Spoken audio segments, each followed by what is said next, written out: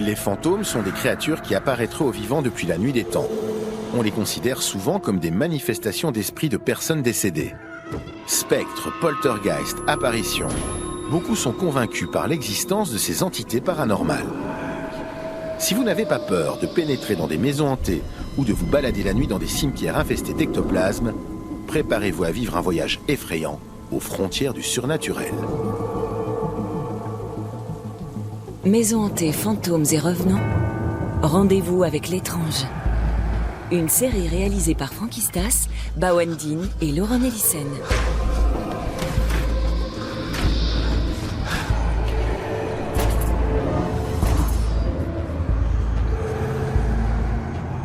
Premier épisode, bienvenue dans le château le plus hanté de France.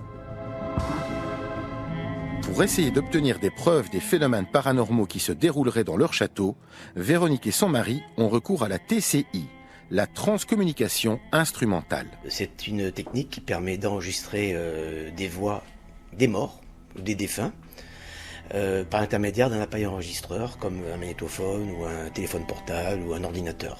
Manu Delpech s'est spécialisé dans l'enregistrement des voix de morts. Forcément, intéressé par l'au-delà et par le paranormal, quand il a entendu parler de Fougeray, il s'y est rendu le plus vite possible. Je connais très bien le château de Fougeray, puisque la première fois que j'y suis allé, c'était en juin 2015. Et j'ai fait énormément d'enregistrements au château. J'avais vu une émission, et je dis bah tiens, j'aimerais bien aller dans un château hanté, surtout que j'enregistrais déjà des voix. Alors j'y suis allé 2 jours avec mon petit magnétophone. J'ai fait des séances de TCI là-haut, qui d'ailleurs ont répondu aux questions. Donc c'était impressionnant. Donc là, c'était une voix que j'avais captée. C'était un monsieur qui se présentait, qui disait « Moi, je suis Félicien ». Vous allez voir, j'ai eu dans un couloir du château. C'est un monsieur qui va se présenter et il va dire « Moi, je suis Félicien ».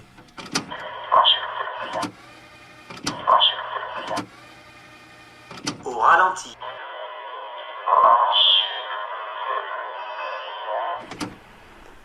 Il prononce bien son prénom. Hein. Alors ça, c'est une autre transcommunication. Vous allez voir, je pose la question, si je suis avec Véronique, j'ai froid, la propriétaire, et je demande si les habitants sont là, et vous allez voir la réponse derrière. Alors, il y a Véronique qui s'occupe du château avec son mari. Est-ce que les habitants du château ici, si vous êtes là, plutôt ici, si vous êtes là, si vous êtes là. Voilà, là on voit vraiment que ce ne sont pas des mémoires résiduelles, c'est un esprit qui est bien là et qui répond en plus. Hein. C'est ça la transcommunication, ce que ça doit être. Ça doit être vraiment un jeu de questions-réponses. Hein. C'est ce qui est vraiment important. Et c'est ce qui donne de la véracité, justement, à la transcommunication. Chacun se fera son opinion. Est-ce que ces enregistrements sont des preuves ? Pour celles et ceux qui sont ouverts au paranormal, oui. Mais pour les cartésiens ou les sceptiques, certainement pas. Et en dehors de ces enregistrements, est-ce que les propriétaires du château de Fougeray possèdent d'autres éléments qui pourraient prouver que les phénomènes se déroulant au château sont réels ? C'est un problème, la preuve, dans ce milieu-là. Dès le début, on a obtenu des transcommunications instrumentales. Je crois que les premières preuves, entre guillemets, qu'on a eues, c'était des enregistrements de voix. Parce que moi, quand je venais toute seule faire le ménage, là, j'avais tout le temps l'impression qu'il y avait une radio dans les étages que j'avais oublié d'éteindre. Enfin, on avait tout le temps des espèces de brouhaha, des voix comme ça. Et on a eu des transcoms. Et ça, c'était intéressant parce que c'était des voix qui répondaient à des questions ou qui se mêlaient de la conversation. Donc déjà, on a eu une preuve parce qu'il y avait une intelligence dans la communication. C'était pas n'importe quoi.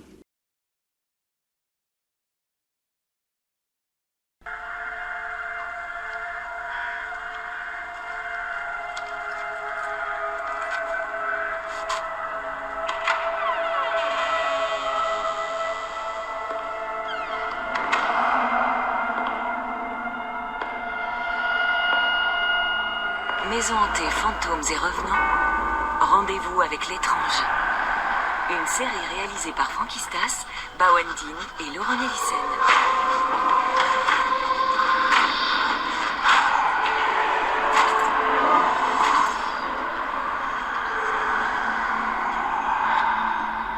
Quatrième épisode, peut-on communiquer avec les morts ? Manu Delpech, spécialiste de la TCI, la transcommunication instrumentale, qui enregistre la voix des morts sur bande magnétique. C'est une technique qui permet d'enregistrer des voix ou des défunts par l'intermédiaire d'un appareil enregistreur comme un magnétophone ou un téléphone portable ou un ordinateur.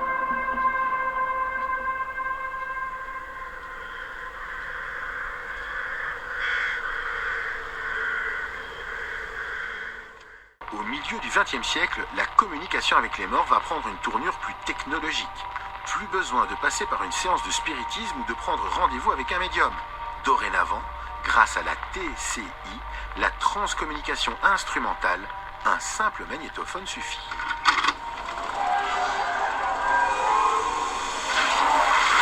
La transcommunication instrumentale. Qu'est-ce que cela veut dire?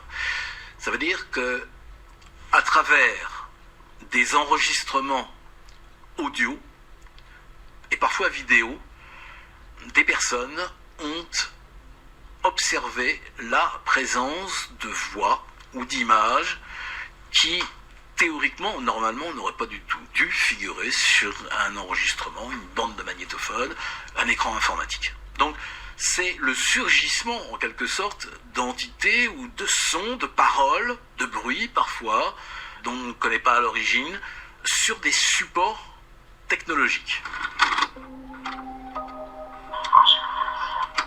3 domaines. Le magnétophone, l'ordinateur et la télévision. Bon. Et puis, il y en a un quatrième, c'est le téléphone aussi. Le téléphone, vous avez des gens qui vous disent, voilà, moi je reçois des coups de fil, j'ai même entendu des voix dans un téléphone. C'est plus rare, mais ça existe. Alors, au départ, la TCI, les gens, évidemment, avaient repéré ça, et dans les années 50, des gens qui ont laissé tourner leur bande de magnétophone, etc., qui ont réécouté et qui ont perçu des choses qui n'avaient pas lieu d'être, des voix, des appels, et parfois, contrairement au phénomène visuel, certaines personnes identifient, cette fois-ci, la voix de l'entité qui a été observée. Alors c'est très troublant, parfois il y a des liens de proximité, des liens de parenté très forts, père, fils, frère, sœur, etc. Maman, parfois aussi, c'est l'apparition d'une image, c'est plus rare, sur un écran.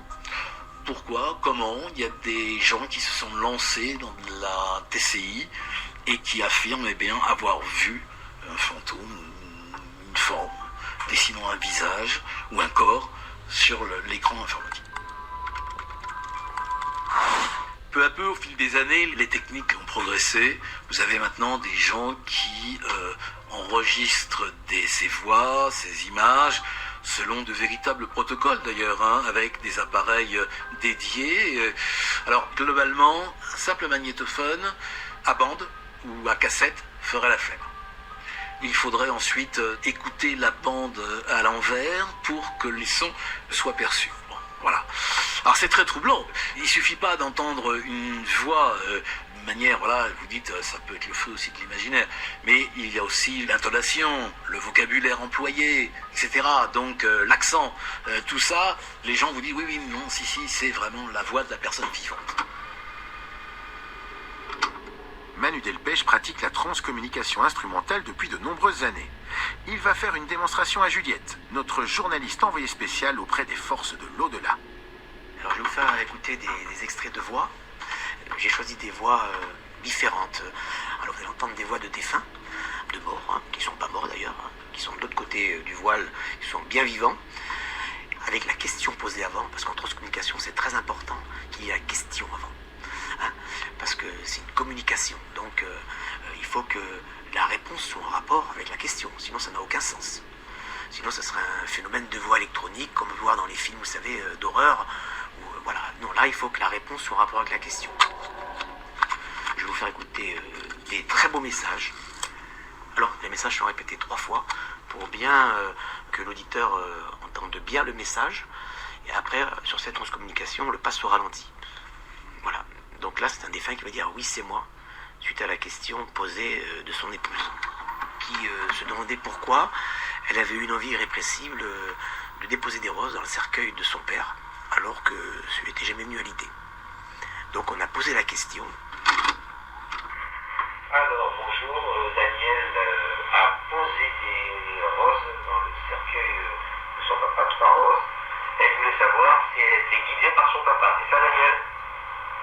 C'est ça, tout à fait. Ok.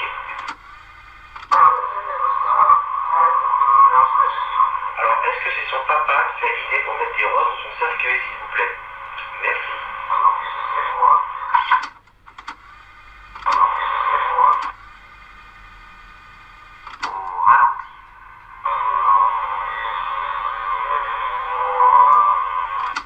Ah oui, au-delà du message, dans la façon dont vous posez des questions, il y a quelque chose de très direct. C'est pas, je sais pas, je fais une caricature, mais cher défunt, si vous voulez parler avec, il y a quelque chose de très direct.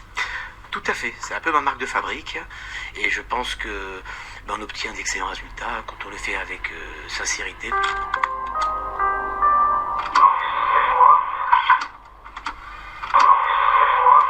La réponse est vraiment surprenante parce qu'on entend bien le timbre de la personne, hein, voilà, qui va dire oui, c'est moi. Donc là, il y a vraiment la réponse qui arrive tout de suite derrière. L'endeuillé, après un message comme ça, il est heureux. La TCI a été découverte tout à fait par hasard il y a plusieurs dizaines d'années. Au départ, il s'agissait exclusivement d'enregistrements audio.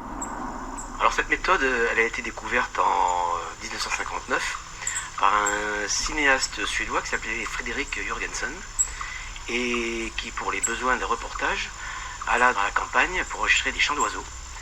À la réécoute, il entendit bien sûr les chants d'oiseaux, mais aussi des trompettes et des espèces de vrombrissements.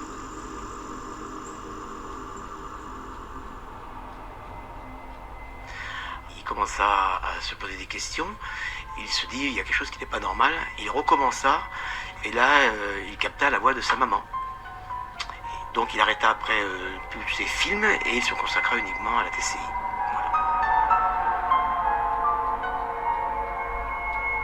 On peut se demander comment un enregistreur, un magnétophone quel qu'il soit, est capable d'enregistrer des voix que l'oreille humaine n'entend pas. C'est le mystère de la TCI. Personne n'a la réponse. Il est impossible à l'heure actuelle d'expliquer le phénomène. De plus, parfois, il arrive qu'après un enregistrement, le lendemain, d'autres voix se réimpriment alors qu'il n'y a eu aucune action d'enregistrer sur la même bande. Donc ça, c'est encore quelque chose qui est inexplicable. Vous êtes là? Les messages sont toujours courts en TCI. Il y a une question d'énergie, je pense. C'est souvent un sujet, un verbe, un complément. Et voilà, un petit mot résume une longue phrase ou une pensée. Donc, le maximum que j'ai pu recevoir, c'est 10 mots. Les messages ont des tessitures assez différentes que les voix que l'on peut avoir pour des voix humaines. Généralement, les messages que l'on reçoit des défunts, ce sont des voix qui sont soufflées, presque chuchotées. Les voix sont aussi robotisées parfois. Les voix peuvent être hachurées, caverneuses.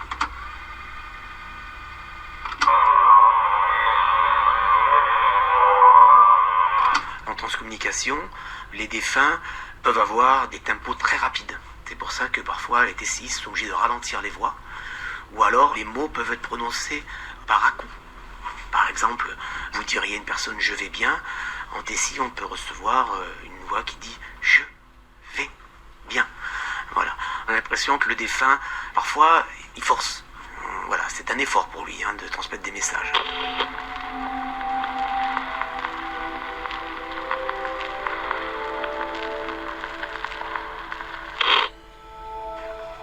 Alors, le deuxième extrait. Alors, un deuxième extrait, moi j'appelle ça la quête de vérité. C'est une maman qui me demandait si son fils avait été poussé ou s'était suicidé. Et donc, je vais poser la question à son enfant. Il va me répondre. Vous allez voir, c'est impressionnant. Bonjour David, ta maman me pose une question importante.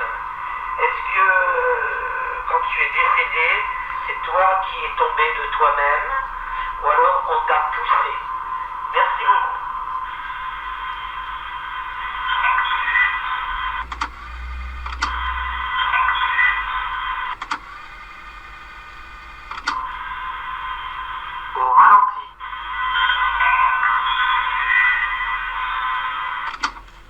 très impressionnant et ça fait beaucoup de bien aux familles d'entendre ça parce que souvent ils se posent des questions et ce qui souvent les turlupine, c'est savoir exactement la vérité.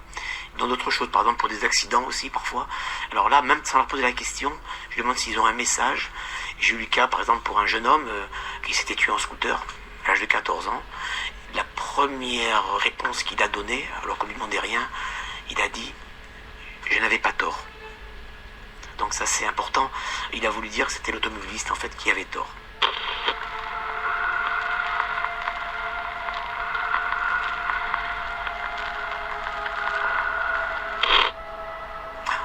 Alors là je vais vous faire écouter un message extrêmement original, puisque c'était une endeuillée qui voulait un message d'un proche, et en fin de compte c'est l'inverse qui va se passer, puisque c'est le défunt qui va dire « tu me manques ». C'est extraordinaire, c'est très net, vous allez voir. Vous allez écouter plutôt. Myriam, avez-vous un message à transmettre